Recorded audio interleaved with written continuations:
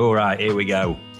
I've had a disaster a couple of days ago. Filter clogged, it overflowed. Oh no, drained 1,400 gallon. Left the pond with 1,100 gallon. K1 all over the floor. What a mess. Thank goodness for the float valve shutting the pump down. Wow. Yeah, definitely, Susan. Sounds like a right nightmare, that one. Been taking 3 days to refill. Wow, nuts. Right, Stuart, got a question for you. Can you shine any light on the behavior of koi that seem to play dead on the bottom but suddenly swim away if you go to net them? I have one fish that does this, does it readily about the others. Stuart, I need to know your temperature, because if it's now we're talking about it and you're unheated, it can be a natural thing that the koi is just struggling with the cold, its immune system struggling. And it won't affect all fish equally in that case, because that is a very individual thing. Just like some people in winter will get sick a lot more than others. Others will cope, won't. You know how that goes in people. In fish, it's no different. So the best thing I can say to you is not to do anything too drastic if all the others are okay and we are unheated. If you're heated and it's warm, it's a different story.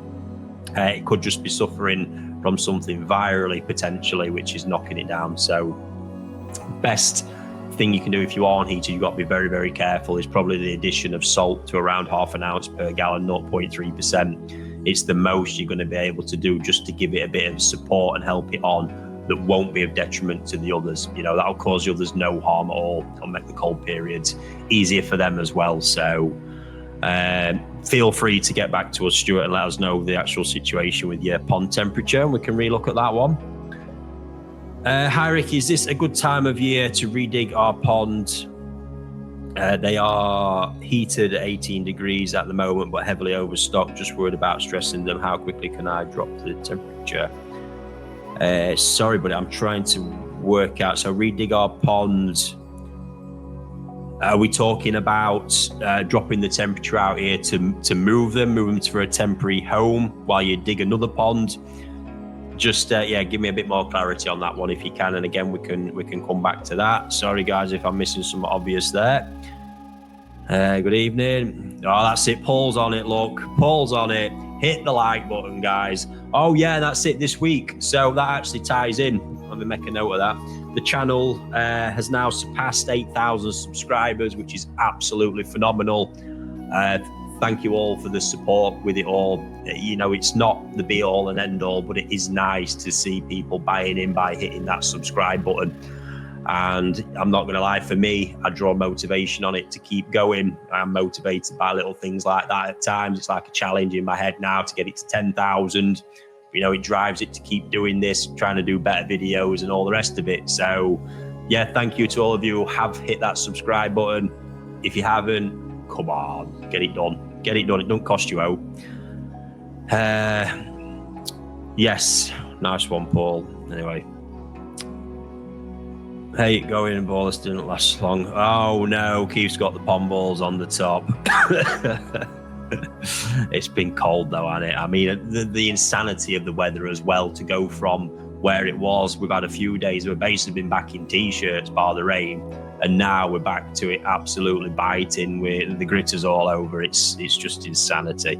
Stressful stuff for unheated ponds. It really is. LED lights, yeah. So, you know, over all this time period, there's now 2 ponds, some of which are going to be my own as well. Going to be trialing some equipment on over this winter period, because now is the time where I'm truly going to see the results from it. And I've been doing a lot of research and studying on pigments, how they react to different types of light, different types of UV. But I'm still not feeling like I'm in a spot right now where I've got enough to bring to the table to start advising you on things to buy. Don't get me wrong, I've seen lighting setups that I know will deliver in absolutely all aspects, to the point where they could potentially replace natural light if needs be and still get phenomenal results. All in good theory. The problem is, however, these light units would not give you the absolute full coverage over a pond. To get the full coverage over a pond, you're going to be talking thousands of pounds, and you're going to be talking kilowatts. One particular unit I looked at was an LED running at 800 watts. mental stuff. So yeah, I'm really not in the place with this one right now. I'm going to be trying some really simpler solutions to see what happens. Certainly now we've got an understanding of the exact types of light. It's been like a science lesson, like going back to school. Absolutely mental, learning about light spectrums. And I do remember doing it actually at one point, but I didn't know I needed to pay more attention at that point. Good fun. I never stop learning. There's absolutely no need to. You can't beat it. Oh, Craig, what's going on here? I bet you wish United at Hellfire. Pep could have been available soon. Honestly, you lot. Shocking. Amarin's going to get you. He's going to get you all, let me tell you. You'll be eating your words. Couple of years. Evening all. Oh, amazing. You knew Tamasaba's settled in well. Yeah, stunning. So that's been another one. Managed to get some of the information translated that I had, because there is another type of Tamasaba that back in December when I picked him, Okada was firing at me in Japan. It was so hard. So I took a few notes, but I really weren't there, and been doing a bit more since. Tomeridin. I mean, it's a hell of a word when you see it written as well, but wrapping your tongue around it, Jesus Christ. And it's basically these metallic scales that sit in a certain way. Some are actually covered by transparent skin. Some sit on top. Really, really insane stuff. So, yeah, this trip coming, I think I'm going to get him on camera, and I'll get Rie to actually be there and translate as well, so we can get it in some absolutely super detail for all the Tamasaba fans and lovers out there, that is.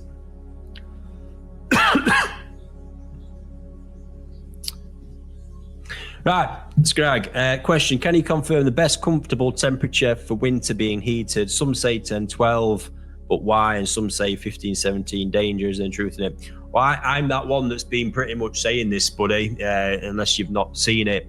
I just can't understand, right? 15, 17, you're just getting nothing from it.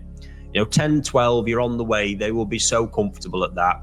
Your filter is going to start cooling off, so you're going to naturally behave in a better way around feeding. You're not completely killing everything off, but the pond's really winding down at that point, but you're really keeping it in a decent state of tick over. Every degree above it, you are starting into travel. Aromatous alley, they used to call it, and I have seen ponds, these kind of temperatures, 15, 16 degrees, it always seems to be. Covers on. You create a really toxic environment. I believe those conditions can turn anaerobic incredibly quickly if not managed well. But what you've got there is a temperature band where parasites are probably stronger than the fish's immune system, or they're certainly very lively, and the fish's immune system is not fully switched on. Biological filter performance between sort of 12 feet, you're not going to be feeding much more anyway. Plus, obviously, in the middle of winter, everything's going to be working harder, keeping it at that 15, 16 when you're getting no benefit from it. It's not like you're going to be feeding them, growing them more, anything like that. So again, just seems pointless to me. When you start hitting 18, it's a real conditioning temperature. You can do a lot more with it. The pond's going to be a lot more alert, lively. Their immune system's closer to that optimal at 24, 25 degrees. So it's kind of like, why do you want to waste your energy, literally physically energy, which is costing you money, to keep it, above 12 when there's absolutely no point? You might as well let everything wind down a little bit more. Or if you want to keep it warmer, be at 18 or above. It's quite simple in my mind. And I say this because this is from first-hand experience of seeing so many ponds, my own ponds, customer ponds, you name it, kept in this mid-range temperature and problems happening. It's just not for me. So 10, 12, you'll comfortably keep them at 8 if needs be. We are managing costs, because let's face it, what are you going to do? Even if we're talking about 8 and 12, what are you going to do? You are just literally keeping everything ticking over nicely in a good position, ready for spring coming round. And that's where I am with it. I've seen enough to know that it wants to be one or the other and not in between. Just got home. Good evening, Ricky. No swearing. My missus is watching. Like and subscribe. I can't promise that, Mickey. That's just asking too much, mate. It really is. If it was a conscious thing, then 100%, mate. But yeah. Chocolate block wine. I've had it, mate. I've had that one. Not a bad one. Not my absolute fave, I'm not going to lie. But yeah, certainly a good one, pal. We're a bit lacking on questions tonight, folks. Oh, Lee's got a question here that's just got me. Hi, Ricky, what's your thoughts on Alpha Grog in a backy shower? Let me tell you something, right? I would not go near Alpha Grog again ever in my life. And that does come from first-hand experience, let me tell you, and plenty of it. Oh, God, that stuff, I cannot. I think it's just an anaerobic disaster waiting to happen, ticking time bomb, you name it. I've got nothing good to say from it. And I say that almost every pond up at Koi Wholesale in its early years ran on Alpha Grog. And yeah, all I relate that time period to was problems, stress, hassle. No. So I couldn't be really clear on that one, Lee, could I? I think there's a million other things. If you want to talk something simple, old flow core, them pieces of black plastic, nothing wrong with that whatsoever. But I don't like Alpha Grog. That's where I am with that one. Ray, good evening, pal. Stuart, hi, Ricky. Want to feed Saki growth next year. Pond, 5-month-old, 5,000 litres, easy pod Tempest to shower. Thinking of a moving bed or sieve. What would be your choice? Yeah, I feel like that's asking me to choose between two very different pieces of equipment there, Stuart, to be honest. So at the minute, we've got an easy pod, presumably acting as biological and mechanical. Tempest to shower, thinking of moving bed or sieve. Yeah, Stuart, I want to know, are you thinking of replacing something there with moving bed or sieve, or adding it to? Is it a gravity system? Is it a pump system?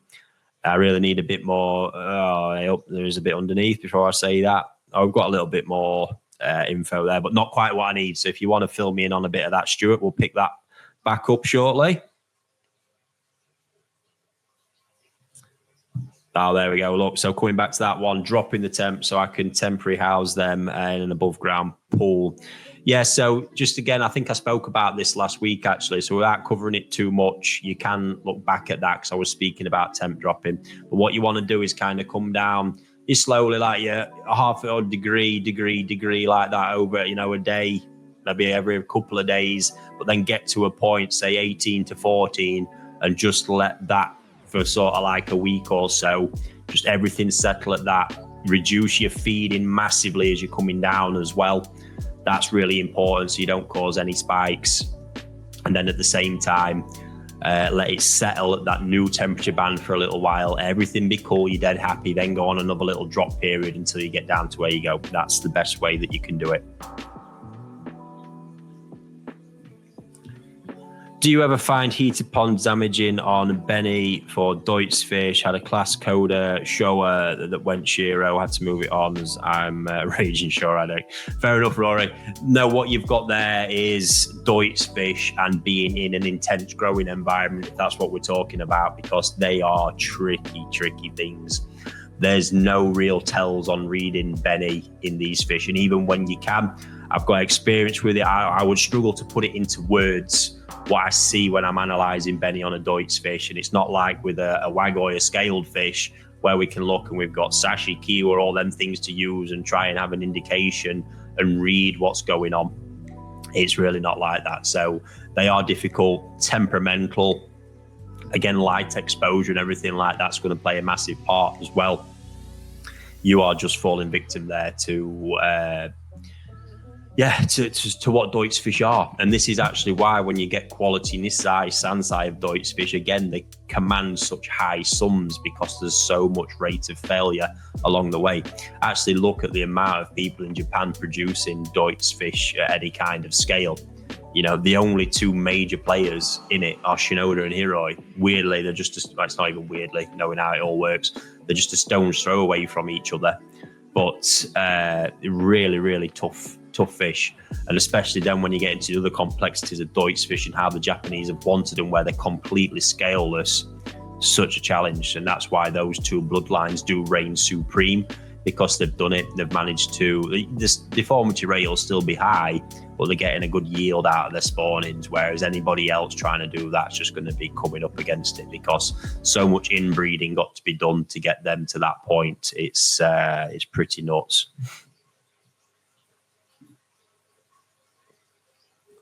Hi Ricky, been binging your videos, epic lad, fair enough.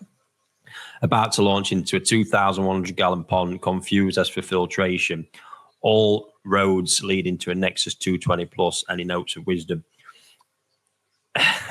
So yeah, I mean, that's it's gonna serve you very, very well, mate. That's kind of where I'm at with that, unless you're looking to potentially build something yourself. Other options mechanically around sieves if you wanted it, but this all depends on so many things, Tom. It depends on your budget. It depends on when you're looking at a system. 2,100 gallon with Nexus 220 is going to do very well. There's a big difference in a Nexus between its standard load of media and it's filling it up to its maximum capacity. But this is why I always, when I speak about pond building, is have a look at what you actually want from the pond. Do you want to heavily stock? Do you want to keep it lighter? Are you just using this as an ornamental pond? Do you want to intensively feed? Because depending on what path you go down is going to dictate what filtration system you do need. So at the point you're at, if Nexus seems like the choice for you, you might want to ask yourself, is it a 220 or the 300 or whatever they call it these days? Because what you've got there is, here you've got a maximum 200 litres of media. In that one, you've got capacity for up to 300, for example. If you are going to be feeding heavy, you might want to, you will want to bolster the mechanical filtration capacity of it. So everything like that, these are the decisions you really need to kind of dig deep on. It might be hard up front, but it's really worth considering, rather than just the typical route of, my pond's 2,000 gallon, a Nexus should do it. Because it says it does ponds up to 20,000 litres or whatever the hell it is that they say. That's not how you want to be buying a filter for your pond, mate. So feel free to let us know again if we can pick it back up, what you are aiming to do with it, and I can go into it a bit more by all means. Thank you very much, buddy. Darren, evening Ricky. My Takano Sankey has an issue with its Benny. I'm told it's Hikui. What is the best treatment for this in an unheated pond? If it is Hikui, it's very difficult stuff. One of the best things I've seen over the years for it is obviously keeping on top of your water. Water quality plays a massive part in it, and even from an organics perspective as well. And propolis actually seems to be one of the best treatments of having any chance of recovering it from that, Darren. So give that a shot, mate, and see where you get. Jay, hi. I have a very good week of feeding koi. He's hungry, aggressive for food, and doing heavy feeding. After cleaning the brush, they seem disturbed, trying to build up volume of food again. Yeah, all I can possibly think is there, Jay, what kind of water changing have you done hand in hand with that? It might be that you have just changed the environment slightly too much and rocked them. I see this all the time. I can see this happen after bicarb dosing if we go a bit too heavy with it. So all things like that possibly is where you want to be looking. And you might also just to knock their confidence depending on where it is and what work you've done. So all that is what I'd be paying attention to, mate, to be fair.